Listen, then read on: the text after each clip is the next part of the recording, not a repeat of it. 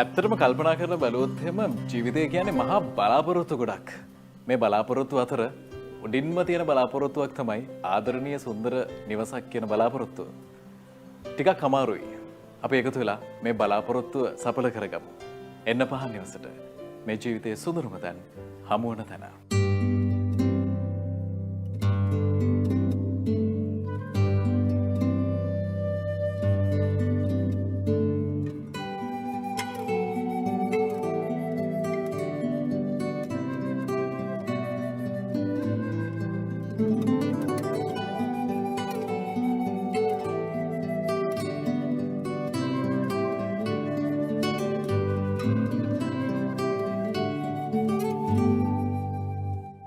පහන් නිවසින් අපි විවිධාකාරයේ නිවෙස් ගැන ඔබත් සමගින් කතා බහ කරනවා. උදාහරණයක් විදිහට අපි කතා කරා ඕපන් හවුස් කන්සෙප්ට් එක ගැන. ඊට පස්සේ අපි ඕපන් ස්පේස් කන්සෙප්ට් එක ගැන කතා කරා.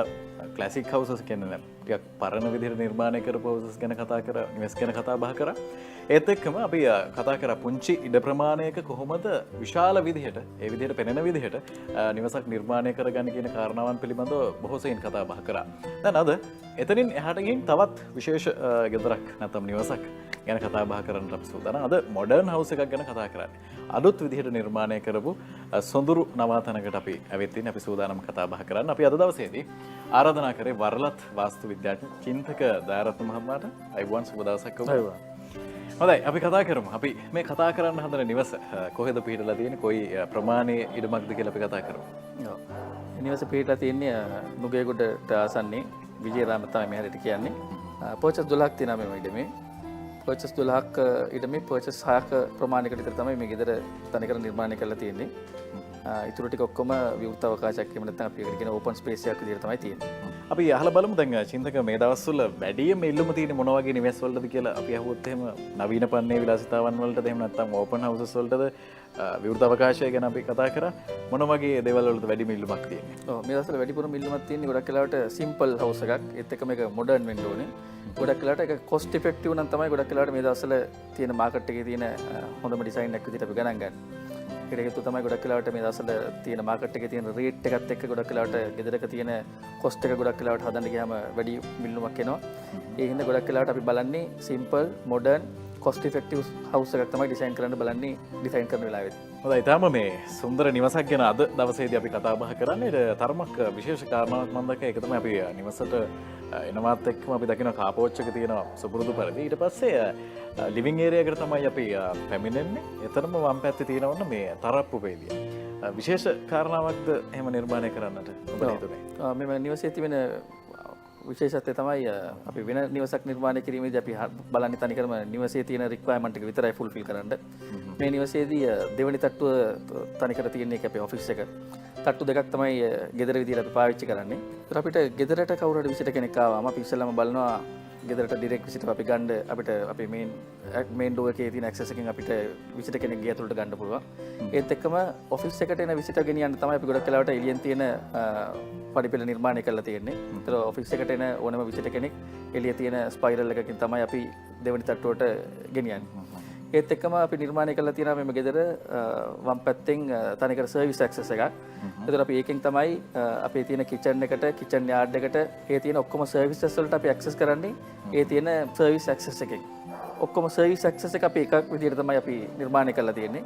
ඒතර අපිට මොන වෙලාවකදී හරි මේ ගෙදර අපිට වහලා අපිට එළියට යන්න අවශ්‍යතාවයක් වුණොත් අපි තනිකර සර්විස් ඇක්සස් එක අපි වහලා තියන්න අපි පුළුවන් විදිහට තමයි නිර්මාණය කරලා තියෙන්නේ. එතකොට අපි සර්විස් ඇක්සස් එක කිචන් එක කිචන් යාඩ් එක සර්වන්ට්ස් ඒරියා කියන හැම එකම එක ලයින් එකකට අපි නිර්මාණය කරලා තියෙනවා. ඒකට අපිට ඕන වෙලාවකදී අපිට ගෙදර වහන්න අවස්ථාව තියෙනවා.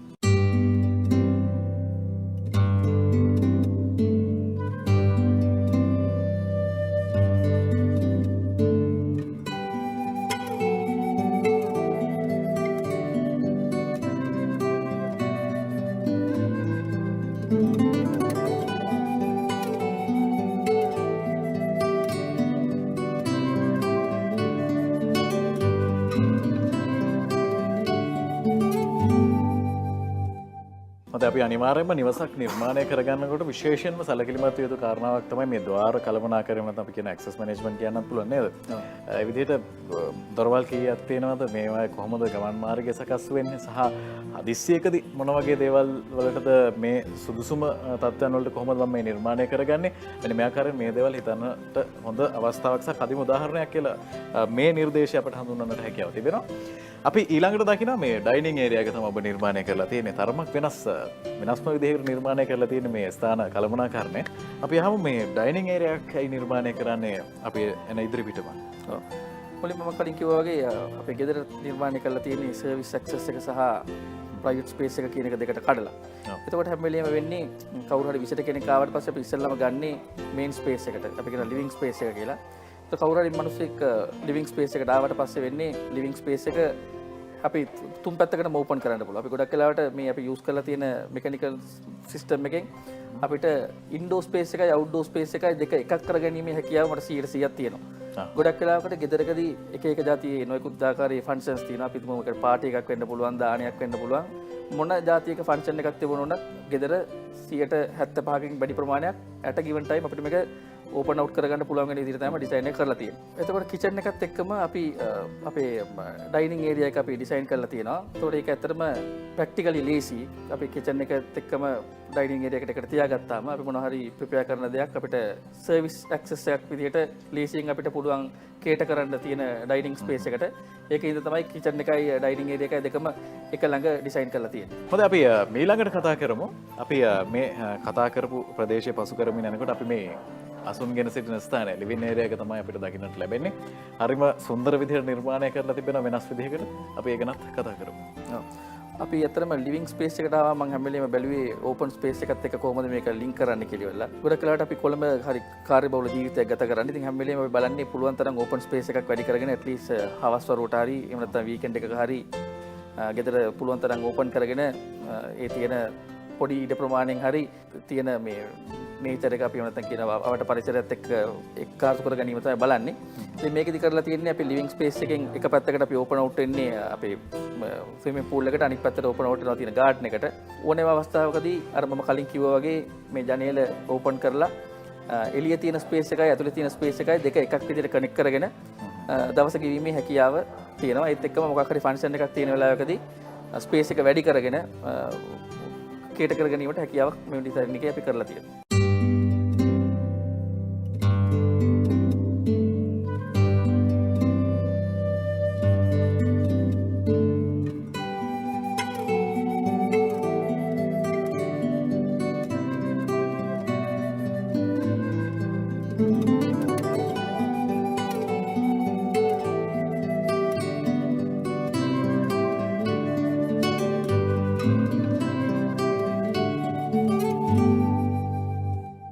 හොඳයි අපි තවත් කාරණාවක් මේ වෙලාවේ කතා කරමු කියලා මට හිතෙනවා. දැන් බොහෝ දෙනෙක් උත්සාහ කරනවා තමන්ට තියෙන පුංචි ඉඩ ප්‍රමාණය හරි ස්විමින් pool එකක් මේ පේනුම් තටාකයක් නාන තටාකයක් ඉදි කර ගැනීම හොඳයි සහ ඒක හිතට හොඳයි. දැක්කහම මනසට නිදහස් භාවයක් එකතු වෙනවා. කාරණා බොහොමයක් අපේ හිතට නැගෙනවා ස්විමින් pool එකක් ගැන කියනකොට. අපි මේ නිවසේ ඉදි කරලා තියෙන pool එක ගැන ටිකක් කතා කරමු. ඔව් මේ නිවසේ තියෙන pool එක අඩි 16ක් දිගයි, අඩි 8ක් පළලයි, අඩි 4ක් ගැඹුරුයි. එතකොට ඊට අමතරව එක පැත්තකින් ඒක පූල් දෙකකින් කවර්ලා තියෙනවා. අනිත් පැත්තෙන් වර්ටිකල් ගාඩන් එකකින් කවර්ලා තියෙනවා. අනිත් පැත්ත බවුන්ඩරි වෝල් එකක්, අනිත් පැත්ත ඕපන් ස්පේස් එකකට තමයි ඕපන් අවුට්ලා තියෙන්නේ. ඒත් එක්කම පූල් එකට යාබදව අපි ලිවිං ස්පේස් එකට යාබදව තමයි අපේ ගාඩන් එක තියෙන්නේ. ඒක ඇත්තටම පර්චස් 4ක විතර ප්‍රමාණයක තමයි ගාඩන් එක තියෙන්නේ. එක පැත්තක අපි තනිකර ලීනිය විදියට හදපු බැම්බු ස්ක්‍රීන් එකක් අපි නිර්මාණය කරලා තියෙනවා. මේකට හේතුව තමයි අපේ ගෙදරට යහපතින් තව ගෙදරක් තියෙන. ඉතින් ගොඩක් වෙලාවට ඒක ස්ක්‍රීන් එකක් විදියට තමයි අපි ඒක නිර්මාණය කරලා තියෙන්නේ. ඒකට ගහ හොඳට වැඩුණාට පස්සේ මේ පැත්ත තියෙන ඩිස්ටර්බන්ස් අපිට මොකක්වත් එන්නේ නැති වෙන්න තමයි ඒක පර්පස්ලි මේ විදියට අපි ඩිසයින් කරලා තියෙන්නේ. ඊට අමතරව ගාඩන් එක තනිකර ග්‍රාස් වල විතරයි දාලා තියෙන්නේ. ඒක තනිකර ඒලා අදහස් තමයි පුළුවන් තරම් සිම්පල් ගාඩන් එකක් විදියට පාවිච්චි කරන්න. එතකොට අපිට මේ මොඩර්න් හවුස් එකක තියෙන ඕනේ ප්‍රධාන ලක්ෂණය තමයි මේ සිම්පල් සහ එලිගන්ට් කියන දෙක. අපි පුළුවන් තරම් ඒක මේන්ටේන් කරගන්න ඕනේ විදිහ තමයි අපි මේ විදිහට ඩිසයින් එක කරලා තියෙන්නේ. හොඳයි දැන් පළමු මහල නැත්නම් බිම් මහල ගැන කතා බහ කරේ. ඊළඟට අපි සූදානම් පළමු මහල ගැන කතා බහ කරන්නට විශේෂ කාරණාවක් තමයි මේ නිවසේ තවත් මම දකින දැන් බොහෝ දෙනෙක් උත්සාහ කරනවා මේ දවස්වල තරප්පු වල නිර්මාණය කරනකොට දැවමය සහ යකඩ සම්මිශ්‍රණයකට යන්න. දැන් මේ නිවසෙත් ඒ විදිහට ටිකක් ලස්සන විදිහට නිර්මාණය කරලා තියෙනවා. අපි ඒ ගැනත් කතා කරමු. ඔව්. මේ නිවසේ පඩිපෙළ නිර්මාණය කරලා තියෙන ස්ටීල් සහ ටිම්බර් කියන මටීරියල් දෙකෙන්. ඒකට හේතුවක් තියෙනවා ගොඩක් වෙලාවට මේ ස්ටීල් කියන මටීරියල් එක අපි ගන්නේ ලයිට් වේට් මටීරියල් එකක් විදියට. කොන්ක්‍රීට් අපි ගන්නේ හાર્ඩ් මටීරියල් එකක් විදියට. ඒකට ස්ටීල් කියන මටීරියල් එකේ තියෙන ලක්ෂණය තමයි ඒකෙන් ඩිසයින් එක කරපුවම මේක හරි ස්ලීක් හරිම ලස්සනයි. ඒක හින්දා තමයි අපි මේ ස්ටීල් කියන මටීරියල් එක මේකට පාවිච්චි කරලා තියෙන්නේ. ඒක ගොඩක් වෙලාවට මොඩර්න් හවුස් එකක ගොඩක්ම වෙලාවට පඩිපෙළ නිර්මාණය කරලා තියෙන ස්ටීල් කියන මටීරියල් එකෙන් ඒ තියෙන ස්ලීක් සහ සිම්පල් කියන තියෙන ක්වොලිටි දෙක යූස් කරන්න පුළුවන් හින්දා ඊට අමතරව ටිම්බර් කියන එක සෙකන්ඩරි මටීරියල් එකක් විදිහට යූස් කරලා තියෙනවා. මේ හැම එකෙම අපි බලන්නේ අර සිම්පල් සහ එලිගන්ට් කියන ක්වොලිටිස් දෙක ඩිසයින් එකක ස්මතු කර ගැනීමට. ඔව් තරප්පු පෙළිය නැත්නම් පඩිපෙළ ගැන කතා බහ කරනකොට බොහෝ දෙනෙක් මේ දවස්වල හිතනවා මේ මම යන්න ඕනේ මේ වගේ සිම්පල් ආකෘතියකට යන්න ඕනේ ස්ටීල් ඇන් වුඩන් මික්ස් වුණු ආකෘතියක් මට හොඳයි කියලා බොහෝ දෙනෙක් හිතනවා. හැබැයි ඒ අතරේ සමහර අය හිතනවා මම කොන්ක්‍රීට් දැම්මේ නැත්තම් මගේ පඩිපෙළ ගොඩක් කල් තියෙන්නේ නැති වෙයි.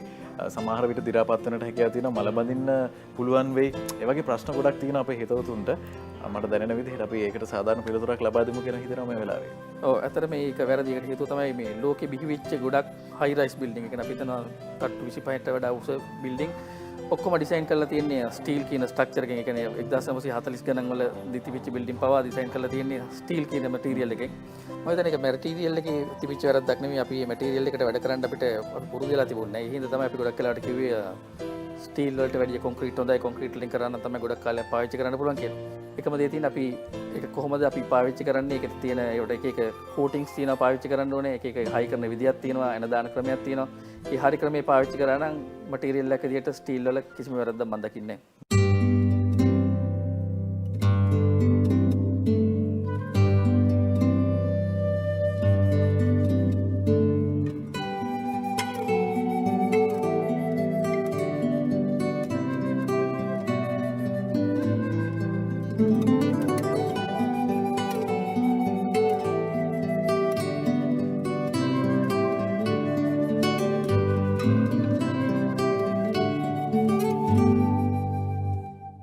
අපි මීළඟට අපි සූදානම් පළමු මහල ගැන කතා බහ කරන්න. බිම් මහලේ තියෙන විශේෂ කොටස් කිහිපය පිළිබඳව අපි කතා බහ කරා.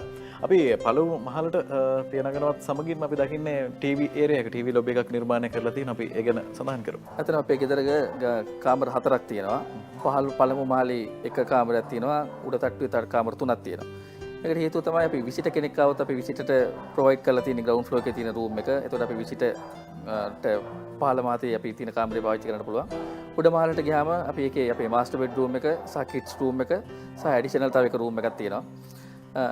අපි ඔය කියන ටීවී ලොබි එක ඔය රූම්ස් 4 මැද්දින් තමයි අපි ඩිසයින් කරලා තියෙන්නේ. ඒකට හේතුව තමයි ඒක ඇත්තටම ඇවිල්ලා ගැදරින් ස්පේස් එකක් විදිහට තමයි අපි තියෙන්නේ. මොකද අපි ගොඩක් වෙලාවට රැට හරි අපි ගෙදර ඉන්න වෙලාවකට අපි ගොඩක් වෙලාවට පවුල විදිහට අපි උඩ තට්ටුවේ ඔය කියන ස්පේස් එකේ තමයි අපි ඉන්න අපි දාගන්නේ. ඒකට අපිට ඒක කාමර 3ම මැද්දේ තියෙන සෙන්ට්‍රල් ස්පේස් එකකින්ද අපිට ඒක ප්‍රැක්ටිකලි හරි ලේසි. එතන ඉඳගෙන ටීවී බලන්න හරි කතා කරන්න හරි මොනවා හරි තමන්ට අවශ්‍යතාවයක් කර ගැනීමට මැද්දේ තියෙන පුළුවන් වෙන තමයි ඩිසයින් කරගෙන තියෙන්නේ. අපි කාමර ගැන කතා බහ කරපු නිසා මට හිතෙනවා මෙන්න මේ වගේ දෙයක් අහන්න දැකපු කාරණාවක්. දැන් අපි ප්‍රධාන නිදන කාමරය සමගින් ළමයින් සඳහා වෙන් කරපු කිඩ්ස් රූම් එක යාබදව නිර්මාණය කරලා තියෙන එක හා සම්බන්ධ වන ලෙසට එය හොඳ වැඩක්. ඇත්තටම මේ අපි ඒ ගැනත් කියමු. ඔව්. දැන් මගේ පවුලේ සමාජිකයෝ 5 දෙනෙක් ඉන්නවා. අපිට බබලා 3 දෙනෙක් ඉන්නවා. එතකොට එක දරුවෙකුට අවුරුදු 10යි, අනිත් දරුවට අවුරුදු 4යි, අනිත් එක්කෙනාට එක අවුරුද්දයි. එතකොට රැට අපි බලන්නේ ගොඩක් වෙලාට අපි කරන්නේ ඒගොල්ලන්ගේ කාමරේට තියෙන ඇක්සස් එක අපි කට් ඔෆ් කරනවා වහනවා. කල් වෙලා අපේ රූම් එකත් එක්ක තියෙන මැද්දෙන් තියෙන දොර තමයි අපි පාවිච්චි කරන්නේ මේ රූම් දෙකේම එකක් විදියට. එතකොට මේක ෆැමිලි රූම් එකක් විදියට රැට පාවිච්චි කරනවා. එතකොට සිකියුරිටි වයිස් ඒක මම හොඳයි කියලා මම හිතනවා. ඒ හින්දා මම ඒක ඩිසයින් කරලා තියෙන විදියට. ඔව්. මේ වගේ විශේෂ කාරණා ඔබේ නිවසට එකතු කරගන්න සුන්දර ලස්සන ආදරණීය නිවසක් නිවහනක් බවට පත් කරගන්න අනිවාර්යයෙන්ම මේ පුංචි කාරණා ඔබේ නිවසට ඔබේ ජීවිතේට ඉවහල් වේ. ඉතින් ඒ කාරණාවත් එක්කම අපි සූදානම් කතා බහ කරන්න. චින්තක අපිට කියන්නකෝ තවත් පළමු මහලේ කතා කළ යුතු විශේෂ කාරණා මොනවද තියෙන්නේ? ඔව් ගොඩක් කරලා අපි ඩිසයින් එකක් කරනකොට අපි මම පුද්ගලිකව බිලීව් කරන දෙයක් තමයි වොෂ්රූම් එකට කලින් ඩ්‍රෙසින් ඒරියා එකක් තියෙන්න ඕනේ කියන එක. ඒකට හේතුව තමයි අපි ගොඩක් වෙලාවට මිනිස්සු බලනවා කාමරයක් ඩිසයින් කරන 10 by 10 එහෙම නැත්නම් 10 by 12 එහෙම නැත්නම් 10 by 14. මොන විදිහට කාමරේ ඩිසයින් කරත් වැඩක් නැහැ. කාමරයක් සිම්පල් වෙන්නේ නැහැ.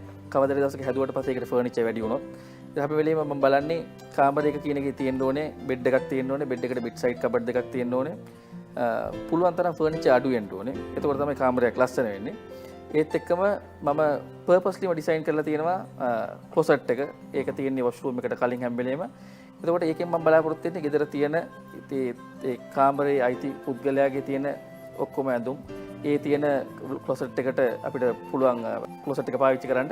එතකොට ෆර්නිචර් කාමරය ඇතුලේ තියෙන ෆර්නිචර් ප්‍රමාණය 100ක් අපිට අඩු කරන්න පුළුවන්. පොඩි ප්‍රමාණයක් විතර අපිට තියාගන්න අවශ්‍ය වෙන්නේ. එතකොට තියෙන දේවල් පුළුවන් තරම් ක්ලොසට් එකට හරියට අස් කරගත්තාම අපිට සිම්පල් කාමරයක් සිම්පල් ස්පේස් එකක් අපිට ක්‍රියේට් කරන්න පුළුවන්.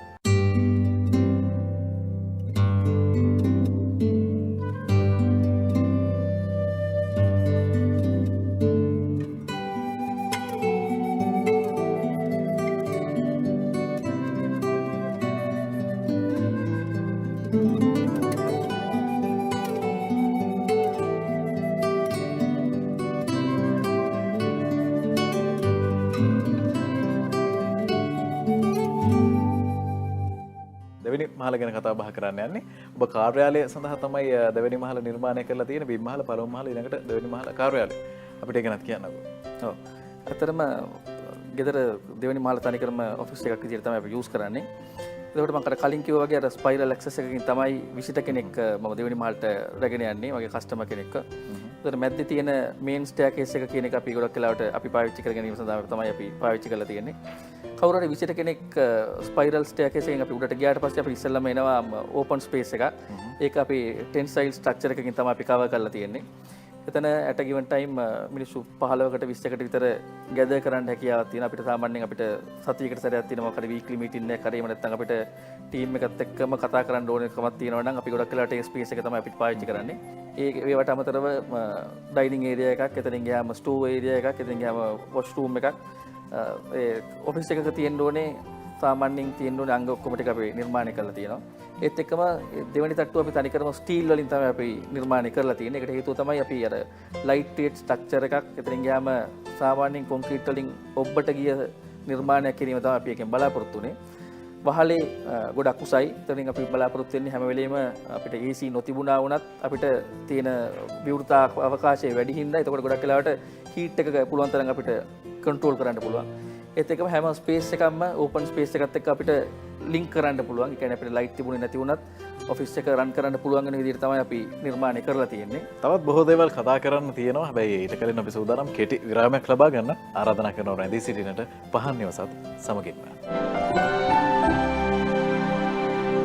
වර්ටිකල් ගාර්ඩනින් කන්සෙප්ට් එක හරි අපූර්ව විදිහට ඔබ යොදාගෙන තියෙනවා නිවසේ තැන් කිහිපයක. අපි ඒ ගැනත් කතා කරමු අනිවාර්යයෙන්ම. ඔව් ඒකට ඇත්තටම ඒක විශේෂ හේතුවක් තියෙනවා. මොකද අපි මේ මොඩර්න් නිවසක් අපි නිර්මාණය කරනකොට අපි හැම වෙලෙම බලනවා පුළුවන් තරම් සිම්පල් එලිවේෂන්ස් තියාගන්න, සිම්පල් ලයින් තියාගන්න. එතකොට දැන් මේ ගෙදරත් අපි නිර්මාණය කරලා තියෙන්නේ ඒ කන්සෙප්ට් එකෙන්. එලිවේෂන් එකේ බලපුවම උනත් එලිවේෂන් එකේ වැඩි ලයින්ස් නැහැ, බොහොම සරල එලිවේෂන් එකක් තමයි තියෙන්නේ. අපි ජීවත් වෙන වටාපිටාවේ අපි හැම වෙලෙම කොළඹ කියන අවස්ථාවේදී අපි දකින්න දෙයක් තමයි ගොඩක් වෙලාවට අපිට මේ ග්‍රීනරි එහෙම නැත්නම් ග්‍රීන් එතනින් ගියාම ගහකොළ කියන එකෙන් තොර තමයි අපිට හැම වෙලෙම අපිට අවකාශයක් හම්බෙන්නේ.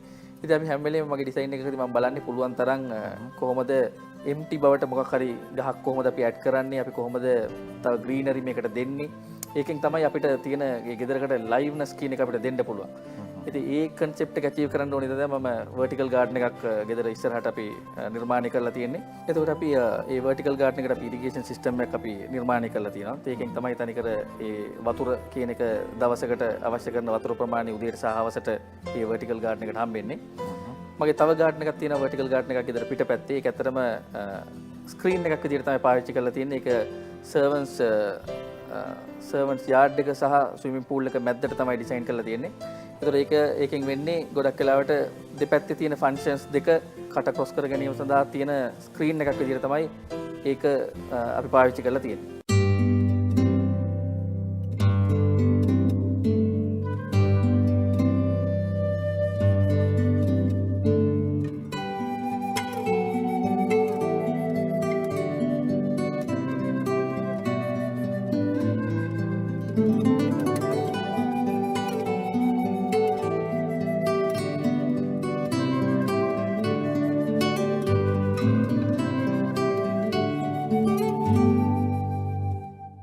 අද දවසේදී අපි කතා බහ කරේ වරලත් වාස්තු විද්‍යාඥ චින්තක දයාරත්න සමගින් නවීන පන්නේ විලාසිතාවන් වලට අනුව නවීන නිවසක් ගෙදරක් කොහොමද නිර්මාණය කරගන්න කියන කාරණාව පිළිබඳව තවත් කතා කරන්න තිබුණා නම් හොඳයි කියලා හිතන හැබැයි අපට ලැබී තිබෙන කාල වේලාව අවසන් නිසා ඔබට සමු දෙන්න තමයි සූදානම් වෙන්නේ. අපි යලිත් දවසක අලුත් තැනකින් අලුත් විදියට හමු වෙමු. අයිබෝන්. අයිබෝ.